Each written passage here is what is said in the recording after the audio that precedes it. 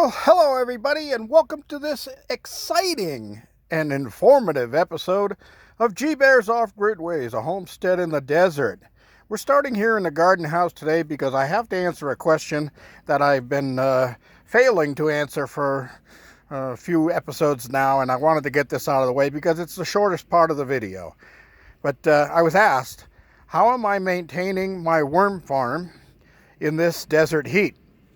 Well, there's a couple of neat secrets. Number one is, notice that my worm farm is buried in the ground. So that helps in itself because the garden gets watered and the water goes down through the soil, so the lower part of the bucket is always kept cooler.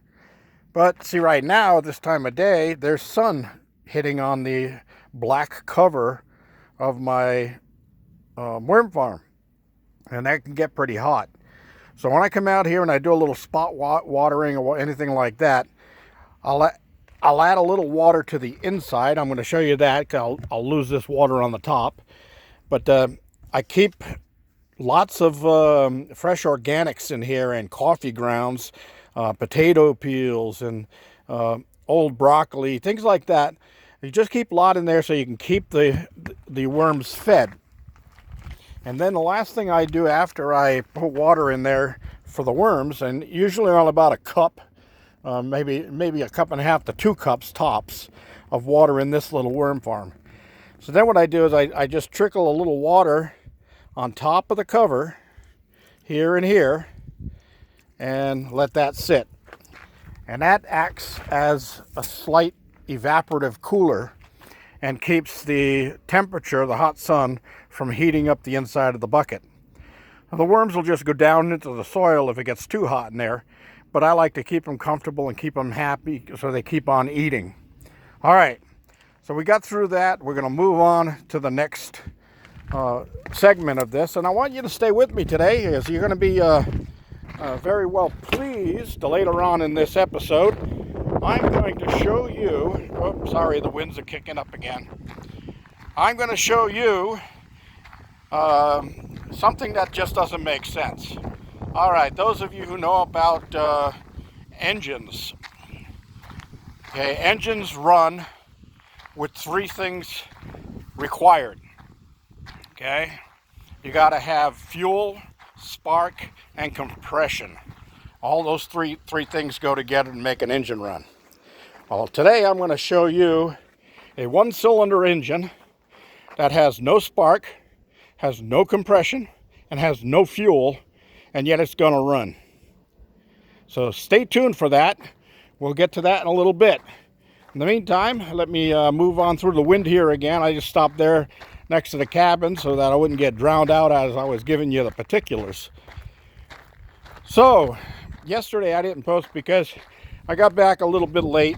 I was up doing some stuff for my neighbors, helping them with some more plumbing, and then we got messing around with TV antennas and things like that. So I want to show you, this here is a little piece of nylon, and I keep some of this around all the time because it comes in handy for stuff. Well, it came in handy today because I found this TV antenna. It's a bow tie antenna, and it was completely destroyed. It was crushed down to the bottom. The U-bolts were cut off. All the insulators, well, here they are. These are the original insulators that were on the main staff there. So I made new insulators out of that nylon, and the other ones were riveted through. Now, there's one of the old cut-off U-bolts. Here's the rivets. So those old plastic ones were riveted through, and I changed that to these hex head machine screws, and I've got lock nuts on the bottom so they won't come loose. Let me see if I can get around and show you that. So I took this thing from being a complete destroyed mess and completely refurbished it and made a good as new working antenna. Now remember the crossover wires here, you don't want them touching at the crossover, so you want those spaced off. So I did that. Then I added new screws in here with wing nuts. This is where the balun, B-A-L-U-N, or the TV transformer will connect for the coax cable that'll come up through that unit right there. And this pipe fits on top of another mast pipe, and then you got an antenna. Now, it's critical on these bow ties is the distance between tips. Now, if they're if they're all different sizes, you're not going to get as good a dB rating on your antenna as you would if you got to make sure they're all even. And the way I found it is the good size between them is 4 1/4 inches, tip to tip, 4 1/4, tip to tip, 4 1/4, all the way down. So you're going to do that all the way down. Now, some companies like to put a little plastic hose from here to here on these things. 2 reasons. One, it keeps you from getting poked in the eye while you're handling the antenna. And number 2 is there's what they call moist air arc. And if there's a lot of humidity in the air or moisture in the air, it could cause these two to get connected together so they're not spaced anymore. And then it's gonna drop your decibels. You're not gonna get as good a reception. So you want to keep those things properly spaced and evenly spaced all the way down. Okay, so this is the deflector shield that goes on the back side of it. This is the original, and the guy's trash that I took it out of thought that it was no good because the deflector was rusted. Well, the deflector does nothing but prevent indirect signals coming from behind and distorting the signal that's coming from the front. So this is a directional antenna, not an omnidirectional. So, you know, as I always say, I don't like throwing anything away, and I fix things all the time. So I take a piece of trash like that and I'll turn it into a good antenna. And my neighbor up the road is needing an antenna, so I'm going to get a brand new transformer balun for the connector here and get this onto her office trailer so that she has TV in the office trailer. All right, so we got that taken care of. I just wanted to make sure I covered that. I never throw anything away. I look at something and I go, I wonder what I could use that for. I'll just put it right here and find out what I can do with it later. And sure enough, I'll always be going through the drawer and I'll see it and I'll go, you know, I know what I can use that for. Because my mind's always working. All right, so like I said, I've got a water delivery coming this week. And with that water delivery coming, it's time to change my filters. So I ordered another set of filters, and this is the system I use for my drinking water. Okay, so this goes in at the kitchen sink. This unit is the one I'm using, the WHAM BS5, and it's underneath the sink on a little shelf on the side of the cabinet, so it's out of the way of everything else. And it uses 3 filters, okay? A sediment filter and 2 compressed carbon block filters. And this is the nice part about it. It reduces chlorine, sediment, cysts, lead, chemicals, bacteria and virus, and pharmaceuticals. And the resistance on those, if you went and read all of the information on here, for the most part, everything is down to, let's see, I think it's right here on this side. Yep. Okay, 99.99% of the viruses, 99.95% of cysts. So it takes everything bad out of the water and leaves you with just good, clean water. Now this says 6 months filter life. Mine I go a year with. The reason for that is I'm not a family of 5 or 6 or 4 or anything like that that's using this thing 1,500 times a day. I use this for brushing my teeth. I use this for making coffee. I use this for making iced tea. I use this for making things like any type of drink that I'm going to drink so that I've got clean water going into my system and I don't have to worry about it. Now up on the tank my water tank, I also have a filter up there that's a sediment filter, and that one I'll be taking off tomorrow and cleaning it completely and bleaching it, and then sit it out in the sun and let it dry and let the bleach and the chlorine burn off, and then I'll put that back in and I'll have a clean filter. Now you could change that filter every time you fill your tank, but to me that's a waste of money because it's a sediment filter. It is not filtering out all of the chemicals and cysts and things like that. It's just taking out any sediment. If a bug squeezes its way into the tank, it's not going to come out down through my water pipes because it'll get caught in the sediment filter. All right, so I just wanted to cover that. Right, so here we go. Now for the exciting part. We're going to go to a thermal alternator engine. That's a thermal alternator engine. And the reason it's called that is because you have a difference in temperatures is what runs this engine. Okay, so difference between hot and cold. And I'm going to simplify that for you by showing you right here. This is the engine right here. So this is a 1-cylinder.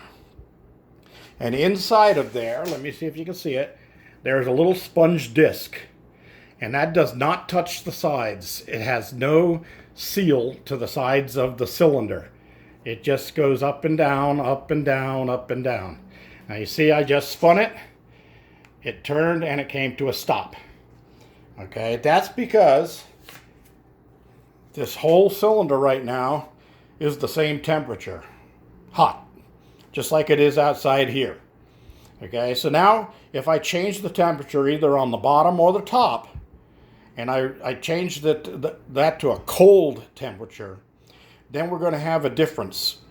Now, the easiest way to explain how this thing works without compression, without spark, and without fuel, I want to show you there is nothing on this thing. There's no batteries. There's only a little push rod there with a little diaphragm. And on this side, there's a little push rod that's attached to the piston in there, which is a sponge. And this is a synthetic sponge. So basically, the sponge itself is a bunch of little air bubbles, all pretty much the same size. And why is that important? Well, let's think of that little sponge as a hot air balloon. Okay, so a hot air balloon, as long as the temperature on the outside of the balloon and the temperature on the inside of the balloon is the same, the balloon's just going to sit right there on the ground going nowhere. Okay, so now if you fill the balloon up with hot air, what's going to happen? Well, the balloon is going to want to rise. Okay, so it's going to go up in the air. Now if you shut off the heat to that balloon, to the hot air going into that balloon, you're going to reach a point in altitude where you hit cold air. And as soon as you do, you're going to start falling again. And you're going to go back down to the ground. So that's how this engine works. Now I'm going to show you right now a demonstration of this engine running. And it's pretty cool. It's pretty interesting. So what I'm going to need here is some ice. And I prepared beforehand. I got a little Ziploc bag here with some ice cubes in it because I don't want water all over the place. So I'm going to put that on the top plate here and make sure it doesn't interfere with any of the moving parts. And we're going to let that cool down that top plate for a second. And as soon as it gets a little bit cold, we're going to give this thing a little push and a start. And it should keep on running once it gets cold enough. As you can see, it wants to, but it's still not cold enough. When I did it earlier for a short video for a friend, I actually put the ice cubes right on the metal. Oh, look at that. It just rotated a little bit because it's getting cold. So what's happening is the cold now pushed the piston down. Well, let's give it a few seconds to get real cold there and see what happens here.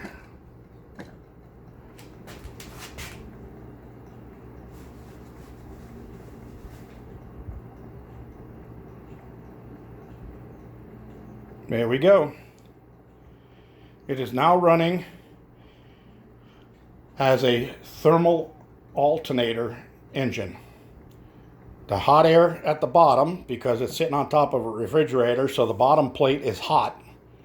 The top plate is cold because it has the ice cubes on it.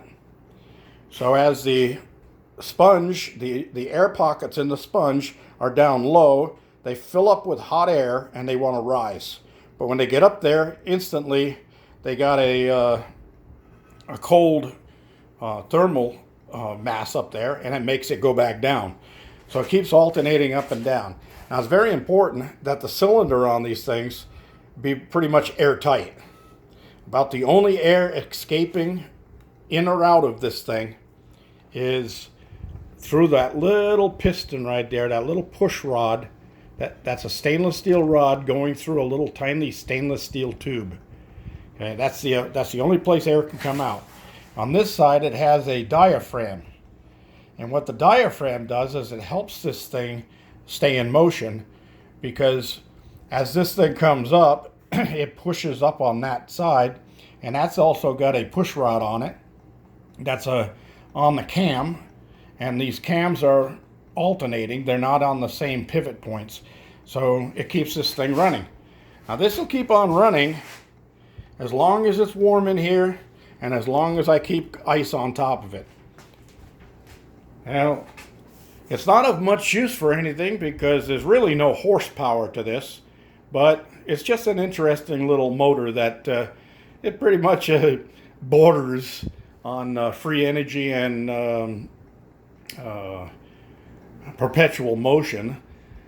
If you found a place on Earth where the ground was always hot and the air above it was always cold, you could set this thing in motion and it would just keep on running forever and ever and ever, as long as you had those two thermal differences, one on top and one on bottom. And you can see the little piston going up and down in there, and it's not touching the sides of this in any way. There's an air gap between the two sides. So that's all for today, everybody. I hope you enjoyed today's episode. I know when you get into these little experiments, they're kind of a little mind-boggling, but I'm happy to oblige with new information for everybody's brain. All right, that's all there is today. G-Bear reminding you, give me a thumbs up down there, please. Don't forget to subscribe. G-Bear signing off.